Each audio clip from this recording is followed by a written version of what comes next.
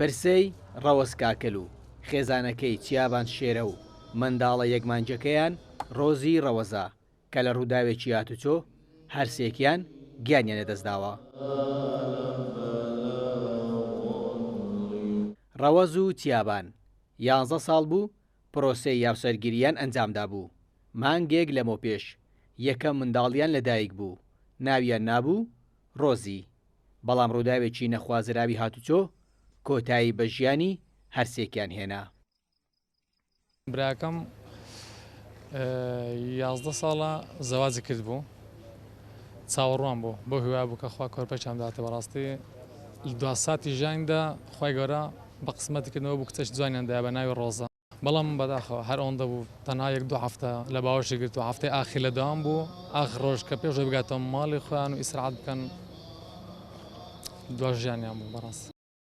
ڕەوەز کە پێشمەرگە بوو دوای تەواوبوونی دەوامی دەچێتە ماڵی دایکی خێزانەکەی تاکو خێزان و منداڵەکەی لەگەڵ خۆی بەرێتەوە. لە گەڕانەوەیان بۆ ماڵی خۆیان لە ڕێگای نێوان هەولێر مەخمور تووشی ڕووداوی هاتوچۆ دەبن و گیان لەدەستدەدەن.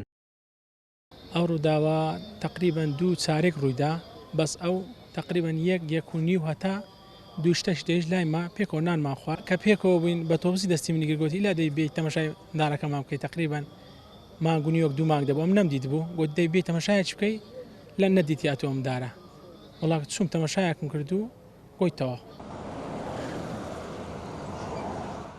خراپی ڕێگاکانی هاتوچۆ بەتایبەت ڕێگاکانی دەوروبەری شاری هەولێر بۆتە مەترسێکی گەورە لەسەر ژیانی هاوڵاتیان.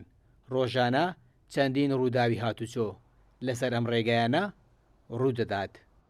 ڕەنجە ڕەحمان، کورتسات نیوز، هاولێر.